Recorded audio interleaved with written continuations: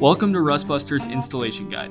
For Chevy and GMC's 2011 to 2018 Silverado and Sierra 2500 HD and 3500 HD. Before you begin, if you're uncomfortable performing any of the processes listed in this guide, then we strongly suggest you seek the work of a professional. Ensure you have all the tools and utilities listed and that you are following all of the manufacturer's safety precautions during use. Step 1. Disconnect your vehicle's battery. Inspect for potential fire hazards such as leaking fuel lines and engine components. Repair or remove these before starting. Finally, clear the work area of any safety hazard.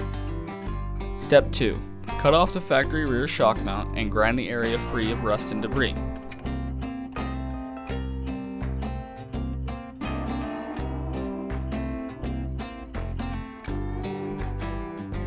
Spray the area with a weld-through primer to help prevent rust development.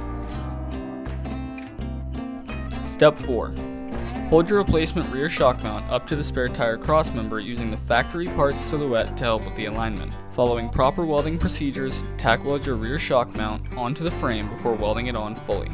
Weld 100% around all edges. Finally, paint the part with rust inhibitor to prevent or reduce the risk of rust formation.